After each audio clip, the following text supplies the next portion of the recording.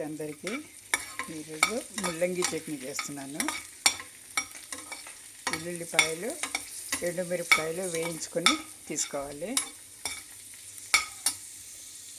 ఇవ్వండి, ఒక టమాటా ముక్క 4 ముక్కలుగా 5 ముక్కలుగా చేసుకొని, పెద్ద ముక్కలే చేసుకోవచ్చు ఎందుకంటే ఇది నూనెలో వేయించుకుంటాం కాబట్టి మెత్తబడుతుంది. ఇందులో 1 స్పూన్ మెంతులు, 1 స్పూన్ జీలకర్ర, పసుపు, ఇంగువ అన్నమాట. ఇవి వేసుకొని లైట్గా వేయించుకోవాలి. కొంచెం టమాటా పళ్ళు మెత్తబడాలన్నమాట. టమాటా పళ్ళు కొద్దిగా మెత్తబడితే ఆ తర్వాత 1 స్పూను ఉప్పు, 1 స్పూను చింతపండు గుజ్జు అనండి.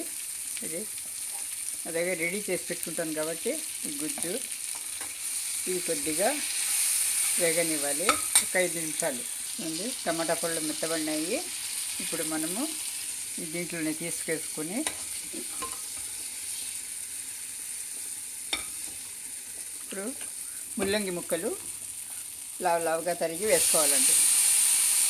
ఇప్పుడు ఇది వేగాలి. ఒక 5 నిమిషాలు పడుతుంది ఇది వేగే వరకు. ఇది వేగని ఎందుకంటే పచ్చివాసన పోవాలి. పచ్చివాసన పోయిన తర్వాత మనము దింపేసి చల్లారిన తర్వాత మిక్సీ పట్టాలన్నమాట.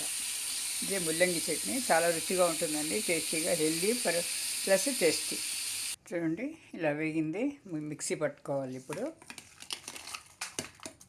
ఇది వచ్చింది, ముల్లంగి వేగింది, పచ్చివాసన పోయిందనమాట. చాలు, కొత్తిమీర వేసుకున్నాము. ఇప్పుడు మిక్సీ పట్టుకుంటాం రెండు కలిపి.